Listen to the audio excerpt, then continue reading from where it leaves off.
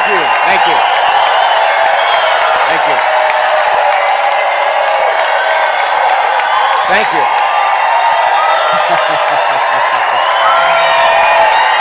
Thank you. Thank you so much. Thank you. Take your seats.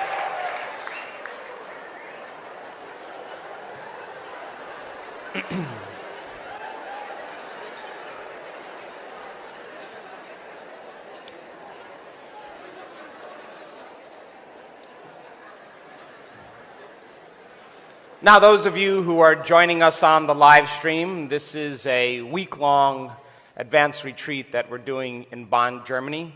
We have a lot of different cultures here, and we have been in the deep study of consciousness, in the deep study of how to affect the nature of reality. We have crossed a great river, and we are at the end of our event. And I want to take some time and talk to you about a teaching that many people in the last 4 months or so that I've taught have experienced really profound results with. And it's something that I personally do when I reach a situation in my life where I don't have any answers. Everything that I'm doing isn't working, and I think to myself, surely there must be a possibility in the quantum field that already exists that is a solution that I haven't thought of. And if I don't know the answer, then I have to move to the unknown. How many people are with me so far? So then, how many people in this room, or how many people viewing this live stream, have situations in their life where they've done everything they've possibly could to change it? Matter to matter. They've hired experts, they've had counseling, they've hired hitmen, they've done everything, and nothing has changed the situation. You have a few of those, yes? So then let's start with just understanding the nature of our biology. Your brain is a memory bank. It's a record of everything you've learned and experienced to this moment. We could say that your brain is a record or an artifact of the past. So most people, when they wake up in the morning and they start their day, new day, a brand new day where there's so many different possibilities, the first thing they do is they get their brain working and they start activating circuits in their brain that are connected to memories of the past. So they activate the memories, and a memory is a record of the past. So they think about the problems in their life, and those problems are connected to certain people and certain things and certain times and places. And every one of those problems then has an emotion associated with them. So if thoughts are the language of the brain and feelings are the language of your body, and how you think and how you feel creates a state of being, if you're living by familiar and same thoughts and you're feeling the same emotions, and emotions are a record of the past, we could say that most people wake up in the morning and their entire state of being is in the past, in the familiar past. How many people are with me? So then, if your biology is in the familiar past, then the next thing most people do is they start to crave the predictable future. They start to want to create the same experiences over again because they can predict the feeling of every experience, and over time, they stay safe in the known. How many people are with me? Turn the person next to you and explain.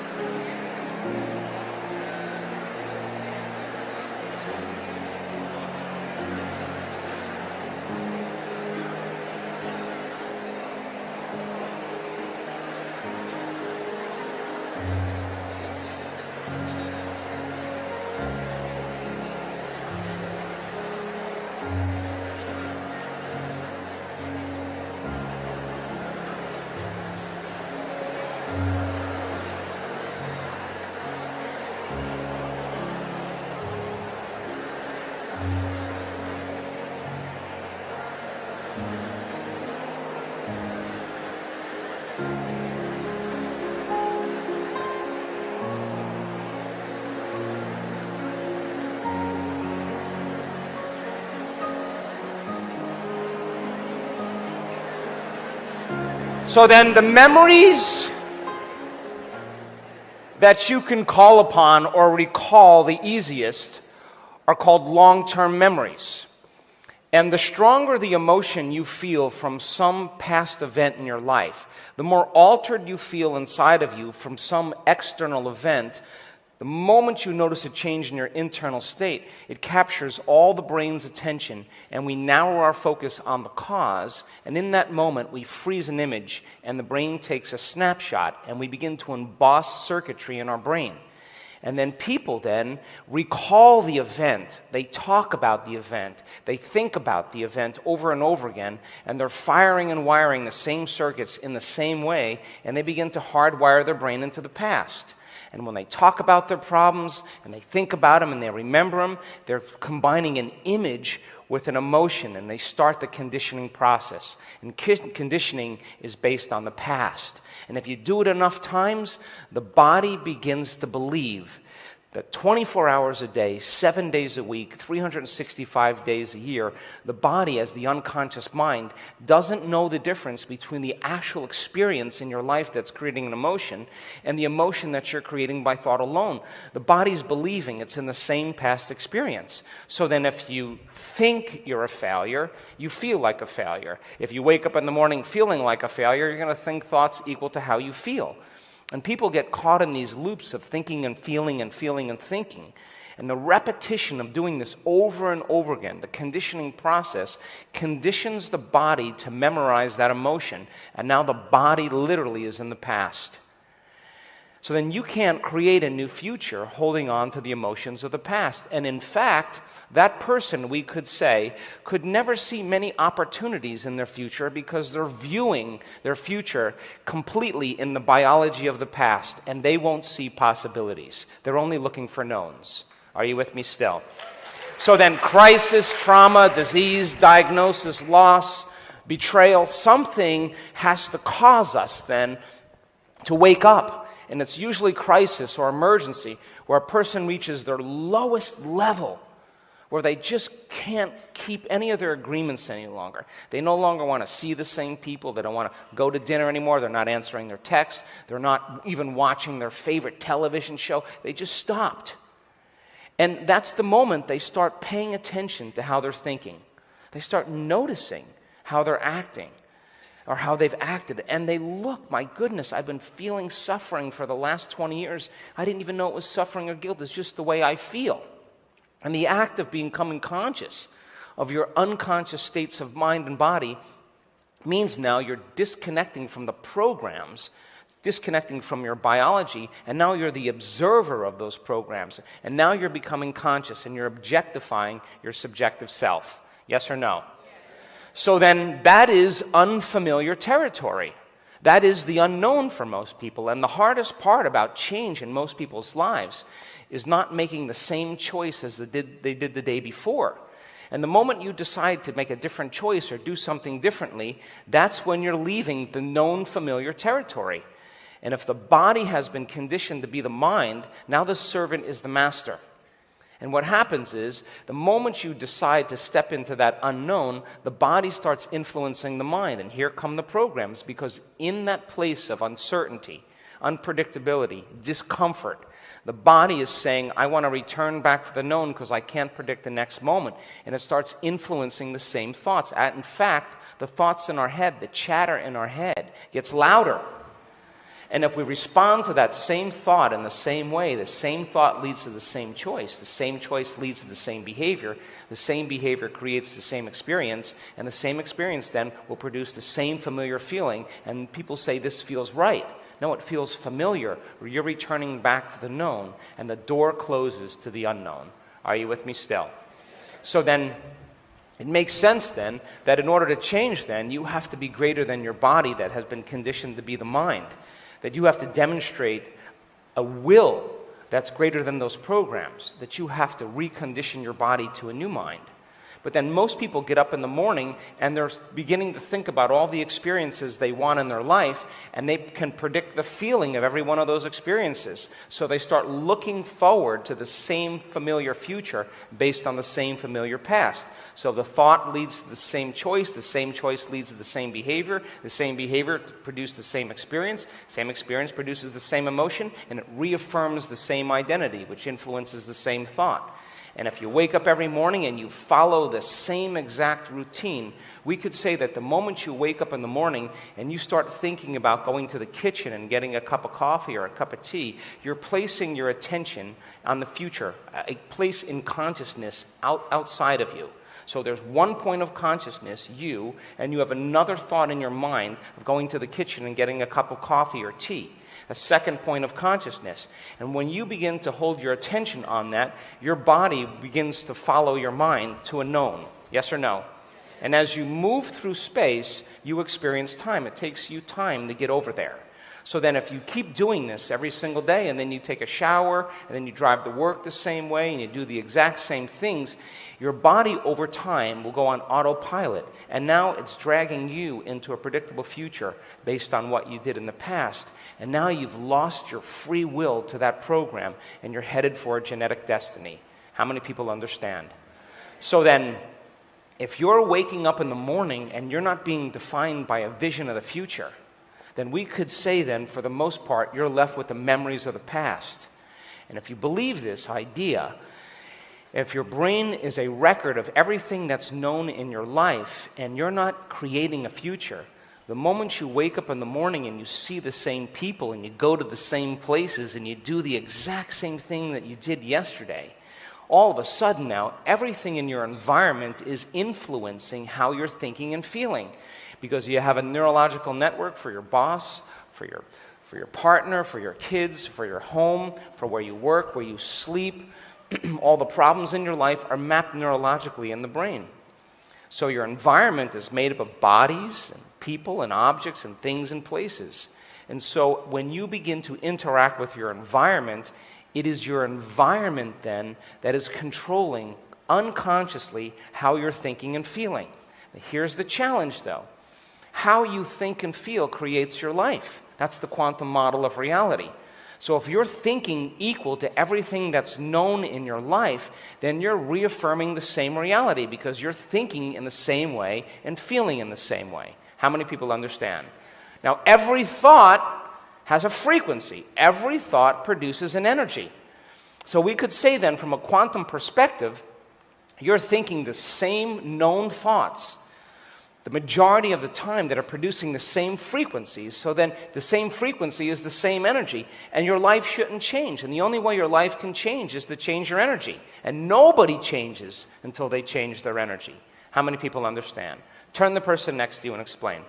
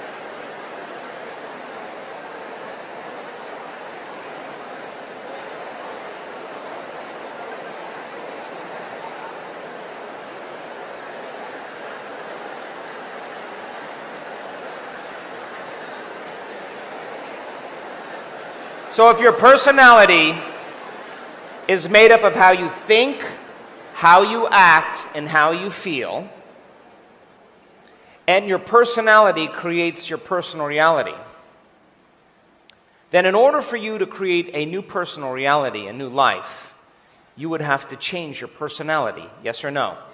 You would have to change the way you think, change the way you act, and change the way you feel. And most people in their lives are trying to create a new personal reality as the same personality. And it doesn't work. And the repetition of doing the same exact routine every single day, thinking the same way, acting the same way, feeling the same way over and over again, by the time we're 35 years old, we go on autopilot. And 95% of who we are at that point is just a set of programs. And so the body then is dragging somebody into a predictable future based on what they did in the past. And imagine this. This has happened to all of us. You have a thought in your routine day that you're going to go do something, and that thought is going to lead to a choice, and the choice is going to lead to a behavior, and the behavior is going to lead to experience. The experience produces the payoff. And the payoff is the feeling or the emotion, and all of a sudden, something happens where it doesn't work out, and you're not getting the feeling that reaffirms your identity. Then most people replace it with a pretty uncomfortable feeling. They get angry, they get frustrated, they get impatient, they get disrespectful, because now the body is craving the feeling and they're not getting the feeling that they want. And they don't believe that they have any control over how they feel. Are you with me still?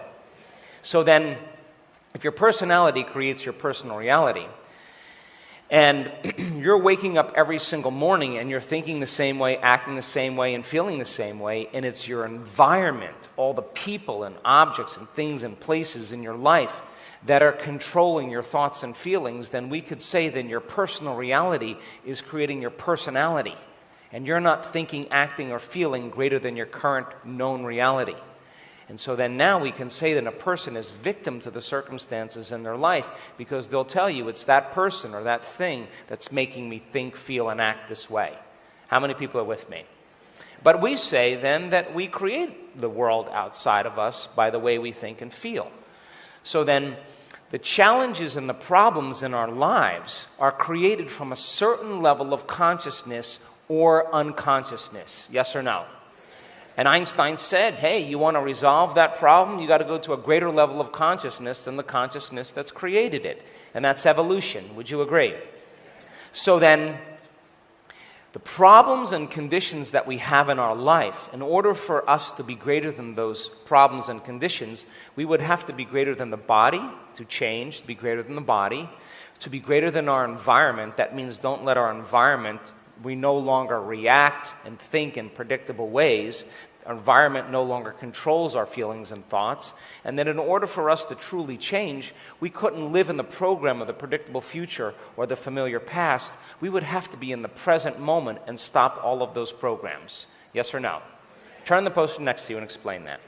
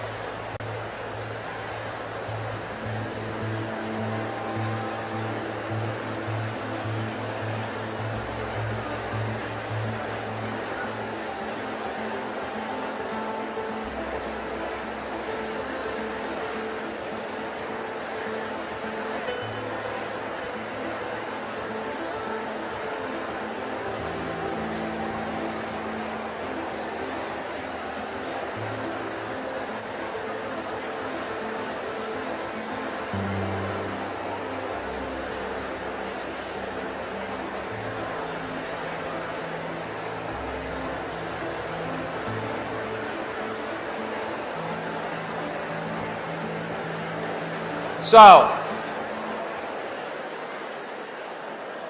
if the problems in our life are created from some level of consciousness or unconsciousness, then it would make sense then that every time you become conscious of an unconscious thought, you're changing your level of awareness. Would you agree? And you can't have consciousness without energy. So then as you begin to become aware of the way you're thinking, you're moving to a greater level of consciousness than the consciousness that created the problem. Yes or no? Come on. Yes. And if you can begin to observe how you act or how you speak, and you can begin to become conscious or aware, would you agree then, the more conscious or aware that you become of how you act and you want to change it, the less unconscious you'll go in your normal day? Yes or no? And if you've been living by certain emotions that bring you to a lower denominator, to a lower level of energy, to cause you to feel more like matter and less like energy, more separate from everyone and everything, including your dreams, and all of a sudden you're sitting and you're observing your feelings and you're watching your body go through a gamut of different sensations and feelings, and all you're doing is sitting there, would you agree if you can begin to observe it, you're becoming less of the body as the mind and more of the consciousness separate from the body? Yes or no? And you're moving to a greater level of consciousness. So what have we been doing all week? This has been a great study in one whole week, because people then come to an event and they have all these problems in their lives. And all of those problems primarily come from people, because that's what makes up the majority of our living environment. And so the stronger the emotion that people feel from the problems in their life, the more they pay attention to the person that's creating them. And we could say then they're giving their life force, they're giving their energy away to that person, because where you place your attention is where you place your energy. And so now you're giving your power away to that person, and that's the energy you need to create a new reality. How many people are with me? So you're sitting in the presence of that emotion, and your body's off schedule. It loves to judge at around 11 o'clock in the morning, but you're off schedule. There's no one to judge. You're sitting there with your blindfolds on. And your body says, well, there's got to be somebody to judge. How about the person next to me? How about the person in front of me? How about Dr. Joe? Well, I've got to find somebody to judge. And your body's just looking for the hit of those chemicals. So then you would have to agree with me then, when you start thinking about the problems in your life when you first get here, then your attention is moving away from you. And if that's the case then, if you can lower the volume to that emotion, it would take some level of energy to do that. A level of energy that's greater than the energy of that emotion in order to change it. That means you've got to demonstrate a will that's greater than the body as the mind. And that takes an effort. Are you with me still? It's so much easier to go unconscious. Or if I keep asking you to return back to the present moment, and your attention is on this person all the time, or this problem all the time, and you keep stopping the thought that's connected to them, then you'll stop producing the emotion. And the body's going to crave that emotion, and the brain is going to crave that connection, and there's a withering. There's a biological death that goes on. There's a dissonance that's creating neurologically in the brain. That's disorder, that's chaos. That's information being released out of the system. And now energy's changing. Neurocircuitry's changing. Neurochemistry's changing. Hormones are changing. Gene expression is changing. The body's in flux. It's in change. And the chaos that's created from that, most people can't handle it because they don't know what to do with it. So the solution then is to get up and get on your computer and surf or watch TV or do something to distract you from that feeling that makes it go away. So over time then we become reliant on our outer world to change our inner world. How many people understand? So then think about this. When you lower the volume to that emotion and you take your attention off the problems in your life and you do it with a level of passion and keep returning to the present moment, you're going to begin to weaken the energetic bonds with everyone and everything in your life. And when you have an energy that's greater than the energy that's holding you together, holding you connected to every person and everything in your life, there's going to be a break in that energy, and that energy is coming back to you. That's chaotic energy. That's difficult energy for the body to deal with unless you know how to apply a formula, unless you know how to create order out of disorder. Are you with me still? So then, throw in the hormones of stress. Living in stress is living in survival, and when you're in stress and you're in survival, the very chemicals of stress cause you to heighten your senses and narrow your focus on the cause. And now you're putting all of your attention on the material world. Now, where you place your attention is where you place your energy. And the rush of adrenaline that's created from the hormones of stress arouses the body to such a degree that you begin to believe that you're your body. It rouses the brain to put all of the attention on the outer world because that's where the danger is. And now when we're under stress, we can't predict something, we can't control something, or we have the perception that something's going to get worse. The moment we signal those chemicals, now all of a sudden now, in survival, we're doing our best to control and predict everything in our life, to bring it all back together. And so we begin to become over-focused, and we shift our attention from people to things, to objects, the problems, the places. And every one of those has a neurological network in the brain, and the act of doing that causes the brain to become compartmentalized. And the brain starts firing in a very incoherent way. And when the brain is incoherent, you're incoherent. And when the brain isn't working right, you're not working right. So then the very rush of those stress hormones draws from this invisible field of vital life force, this invisible field surrounding the body of energy, and it's turning it into chemistry. And chronic stress keeps tapping the body's vital resource, and in time we start feeling more like matter and less like energy, more like particle and less like wave. And when you feel like you are matter, trying to change matter, there's only a certain number of things you can do. You can fight for it. You can race to get it. You can compete. You can manipulate. You can control, predict. You can do the basic things because we only have a certain number of resources when we're matter trying to change matter. Are you with me still? So then the very chemicals of stress, when we narrow our focus on an object or a thing or a person, the very nature of narrowing our focus on matter causes us to feel separate from everyone and everything. So the very chemicals of stress heighten the senses, and now we're materialists and we have separation from everybody and everything. We don't experience connection in any way. And in fact, when you're in the state of survival, you're not going to learn. You're not going to want to create. You're not going to want to go within. You're not going to want to open your heart. You're not going to want to be vulnerable. It's not the time to do that. In stress, it's time to run, to hide, or to fight. And so people spend 70% of their life living in this state.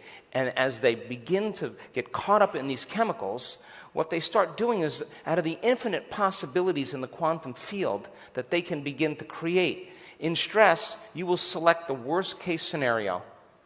And when you select the worst case scenario, you're in survival, because in survival, if you prepare for the worst, there's better chances of surviving. So people are always picking the worst reality in their mind and combining a thought with the emotion, and they're conditioning their body into a genetic destiny. How many people are with me? Yes. So then, separation means I'm here and you're there, and if you look any different than me, then I'm going to experience a little bit more separation. And if you have a different skin color, or you're a different race, or you look different than me, then I'm going to experience more separation.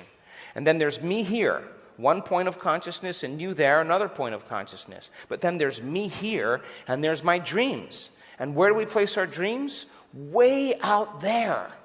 Because we experience time linear, so we make an estimate in our mind. It's going to take me a lot of time to get what I want.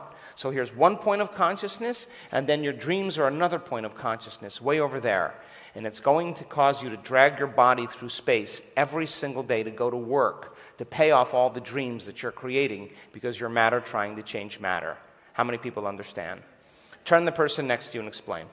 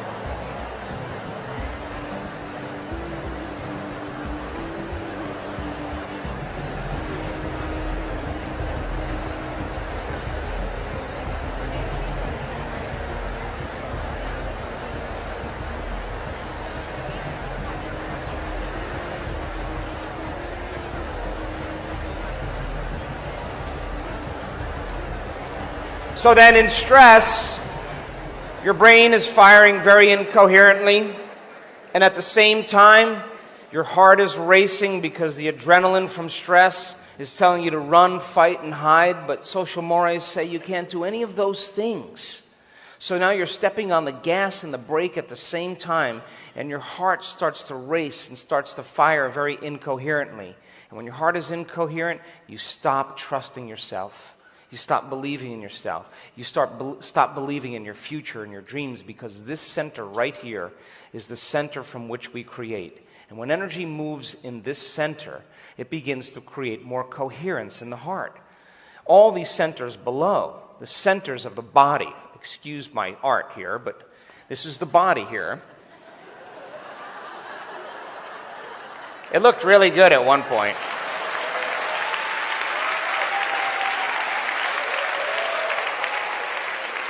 Our sexuality, our consumption of food, our ability to use our will to overcome the conditions in our environment. Most people live by these centers here. These are centers of awareness, centers of energy. And each one, every thought that you have produces a frequency. So this is what we call the 0-point field. It is the quantum field, the unified field, the energy that connects everything material. It is the consciousness of the all in all. It is oneness, wholeness, universal mind, infinite intelligence, 0-point field, the unified field, source, observer, the void, the fertile void, all possibilities, the eternal now, the infinite unknown, the very life force that holds everything together. And it's a unifying field. And scientists have been trying to unify the principles and the energy of the universe to explain how matter exists. Are you with me still? So energy then, the 0-point field, slows down in frequency, and it reaches a certain point, and at this level, there's an explosion called the Big Bang. And all of a sudden, energy can't slow anymore before it divides and becomes polarized. And the patterns of everything material exist at the speed of light. And it's the patterns then that slow energy down to take form and structure that ultimately appear as matter. Now, all of us, the divine aspect of ourselves, came from this universal intelligence, and we came all the way down into density. And this is the realm of our senses. And we can experience the three-dimensional reality with our senses, and we spend our whole life being a somebody, or having some type of body, or knowing someone, or being someone, owning certain things, living somewhere in some time, and this becomes the identity. Are you with me still? So then, people then spend the majority of their life living in this way, and they experience from matter the greatest separation from the unified field.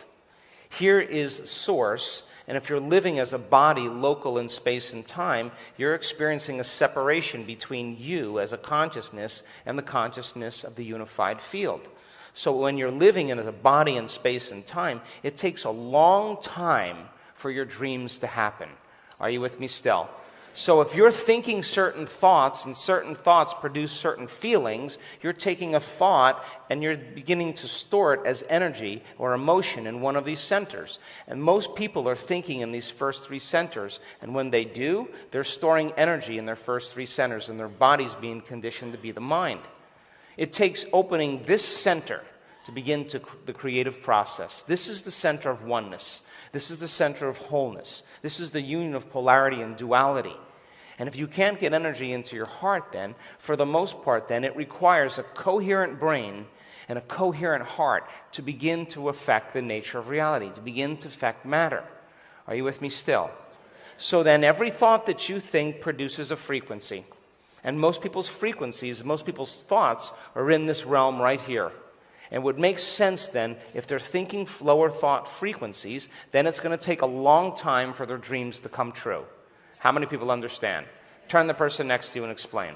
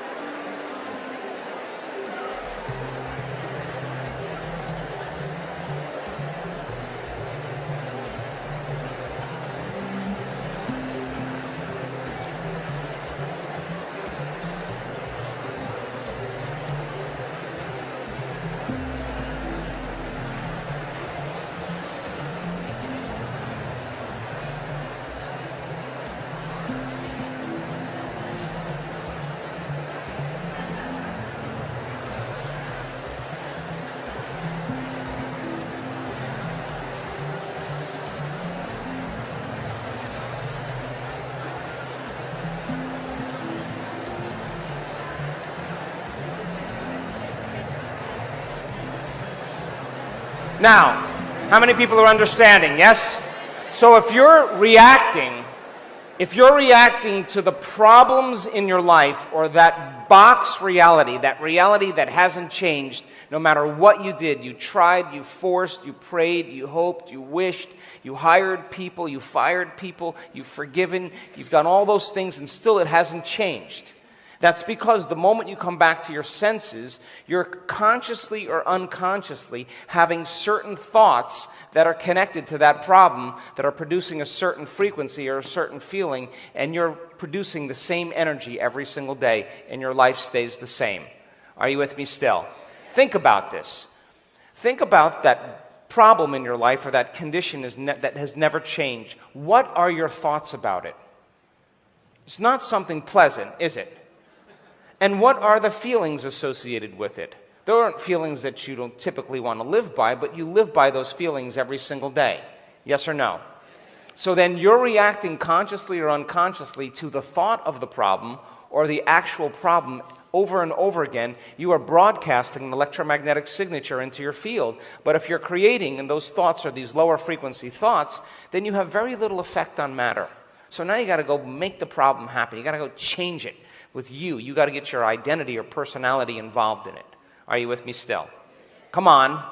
Yes. So then we found out in the research that we've done, and we now know there's a formula, that when a person takes all of their attention off their body, all of their attention off the people in their life, all of their attention off their things they own, their cell phone, their computer, their car, every object or material thing, take their attention off their home, where they sleep, where they work, they take all the attention off where they're even sitting, and they take their attention off the predictable future or the familiar past, and they find the sweet spot of the generous present moment, then they're disinvesting all of their attention and energy out of this three-dimensional reality, and they're moving in the opposite direction towards the unified field.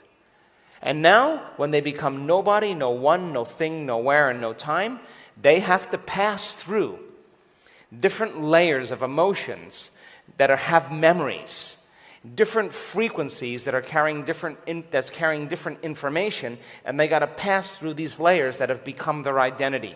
And most people don't know how to make their way through, so they do a little bit and then they come back to their identity, the same personality.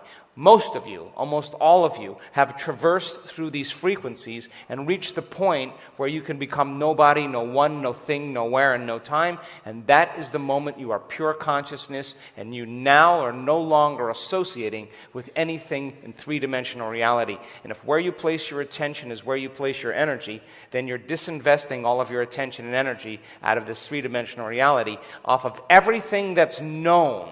And you're making a choice to go to a field where all possibilities exist, the unknown, the quantum field, above the speed of light. And Einstein said, E equals mc squared. Anything that travels, matter traveling faster than the speed of light, is going to turn into energy.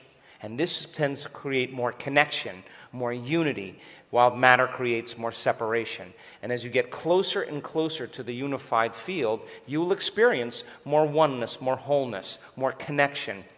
You'll experience a greater level of mind. How many people understand? Now, this is important because in order for us to do that, a person has to go from a narrow focus on matter and begin to widen, broaden their focus on nothing but space, on nothing, on a void of anything material. And when you do that properly and you begin to open your awareness, most of you have experienced this, when you start sensing space, you're no longer thinking. And if you're no longer thinking, you're no longer analyzing. And if you're no longer analyzing, you're no longer activating these circuits in your brain. And when you no longer activate these circuits in the brain, you begin to suppress the memory bank of your known identity called the neocortex. Are you with me still? And if you do that properly, your brain waves move from that agitated, aroused, high beta state into a mid-range beta state. And then you may move a little bit, and then if you're addicted to those stress hormones or you're conditioned to those emotions, and then all of a sudden you may move back into high beta, and you get frustrated and impatient with yourself, and you want to quit, and there's disorder in the brain, and then you go back again to the next meditation, and you do it again. And as you start opening your awareness and your brainwaves start to change from beta to alpha, all of a sudden you start crossing the analytical mind. And what separates the conscious mind from the subconscious mind is the analytical mind. And now you're entering the subconscious programs. Now you're entering the operating system. Are you with me still? And as you open your focus and you start connecting to energy, to the unified field, to nothing, its signature is oneness and wholeness.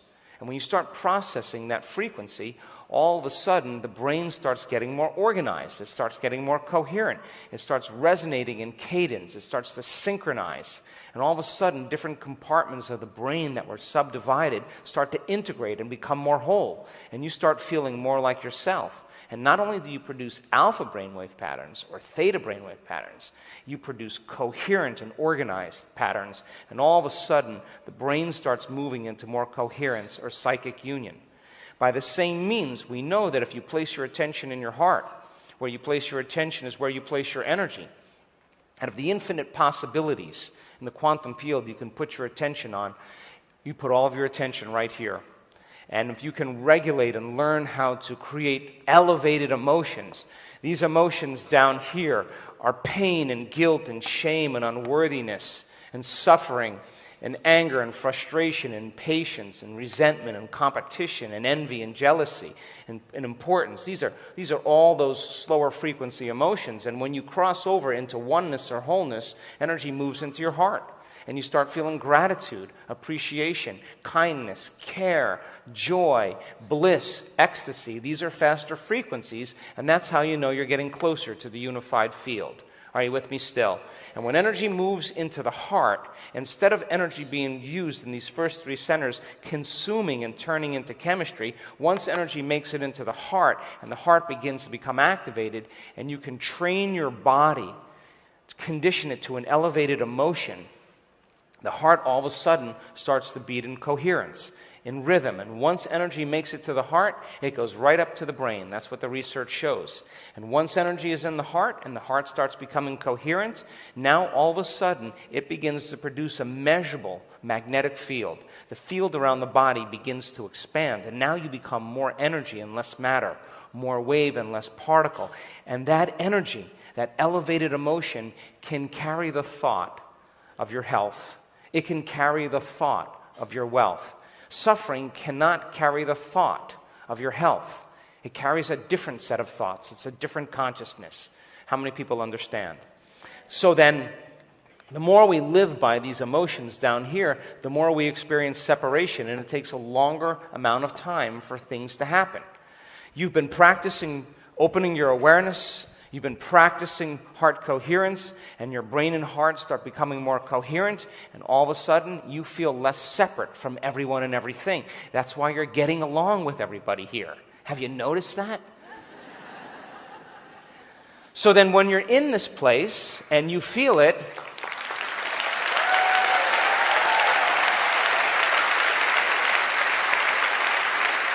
this is a different consciousness. It's a different energy than these other centers. This is the center of selflessness. This is the center in which we give. This is the center in which we trust. This is the center in which we create, we love. This is the center of joy, a whole different consciousness. And you have to move out of survival in order to get there, which means you're going to have to break the conditioning and the addiction to those emotions. Are you with me still?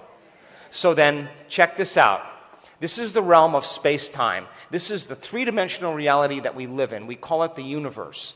And in this known universe, there's an infinite amount of space. Space is eternal. It goes on forever. And because space is eternal, we experience time as we move through space. So here's one point of consciousness, Joe Dispenza. And then there's the other point of consciousness. I'm putting my awareness on the door. And as I move my body through space, I experience time. How many people are with me? So everything in the material world occupies a place or a space in time. And we can say that everything is height and depth and width. And everything in the three-dimensional world is made up of matter. And this is the realm of the senses. We would call it everything local in space and time. It's occupying space and time. So then what makes up the material world? Bodies, things, places, people, objects. It's the particle in quantum physics. And so then when you associate in your known three-dimensional linear reality You're the somebody, the someone, the something, somewhere in some time, and you're identifying or creating an identity based on everything known in your life. We could say that you're a body in the environment and time. And because you live in a three-dimensional reality, heightened by the senses and the hormones of stress, we experience separation or duality or polarity. In other words, we're waiting for our healing to occur to feel gratitude. We're waiting for our wealth to really feel abundance, which means we're experiencing lack the entire time. So then if you're feeling lack and you're waiting, you're not creating. It makes sense then if that lack is driving certain thoughts equal to that lack, then you're creating more lack, yes or no? And you're under the illusion that when it happens, something outside of you is going to change your internal state. Then that will give you relief. But if you're not creating reality and the lack is driving more thoughts, then most people spend their whole life living in lack. How many people understand? And in this realm, of course, because of duality and polarity, everything is predictable. When you put all of your attention on your body, all of your attention on the things in your environment, and all of your attention on linear time, then you got to play by the rules of Newtonian physics. Newtonian physics is all about the predictable. And because of Newtonian physics, there are certain laws that govern objects in the three-dimensional reality.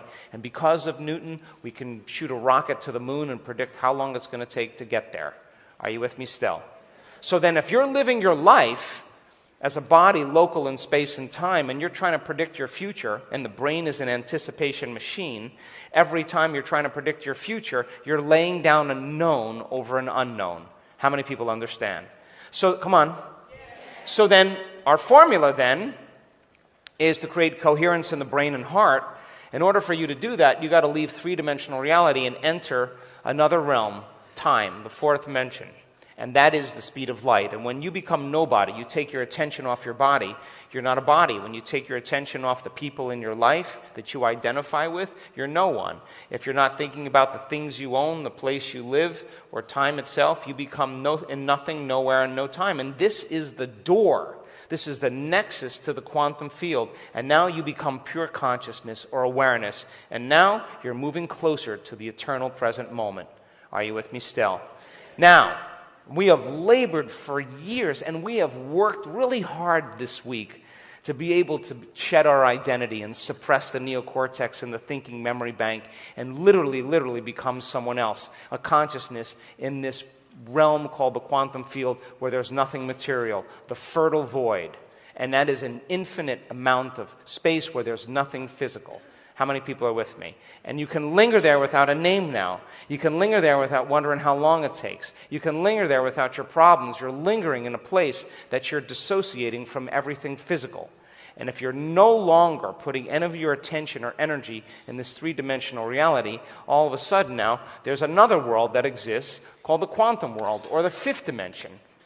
Now, in this realm, this quantum world, there's nothing physical. It's made up of consciousness or thought. This is the realm of thought. And thought is infinite possibilities. Would you agree? How many thoughts could you have? Infinite. Equal to how you think. So this is the realm where there's nothing physical. It's made of frequency or information, because all frequency carries information, or light or vibration, consciousness. And because nothing is physical here, it doesn't exist local in space and time, we could say everything exists as a possibility, non-local, or what we call the wave function in quantum physics. Are you with me still? So if you're looking for something here, then you're back to the three-dimensional world. If you're trying to predict how your creation is going to happen, you're back to the Newtonian world again. So in this realm now, in the realm of time-space, there's infinite number of possibilities, so many potentials, and this is the unknown. And because there's an infinite amount of time in the quantum world, think about this, if time is infinite or time is eternal, it makes sense then, if you had all the time in the world, there are infinite possibilities of things you can do. How many people understand? That's the quantum field. Their time is so elongated that there's one long now. There's no past, there's no future. It's all happening when? Now. So then when you reach this point, and you start connecting to the quantum field, all of a sudden, you start experiencing less separation. You start experiencing more oneness, more wholeness. You start feeling connected to something greater. You're connecting to an energy, and you're no longer connecting to matter or anything known. Are you with me still? Come on. So then, the only way that, think about this. In the quantum, there is no space and there is no time. So there was an experiment done called the aspect experiment. They took these two photons and they found each other on quantummatch.com. And one of them said, "Man, I really like your particles." And the other one said, "I like your particles too." And they said, "Well, let's get together and exchange some information." So when they started exchanging information, they started to bond together. Are you with me? And so then they said, "Okay, let's separate you two. That's enough." And they shot one to one side of the universe. And then they shot the other one to the other side of the universe. And they annihilated this one particle right here. And at the exact same time that they annihilated this particle, this one disappeared. The exact same moment. Now, if there was, this one disappeared a millisecond later, or a millisecond later, then it would have had to, information would have had to move through space and it would have created time. Yes or no? But if they disappear at the exact same time, then it means then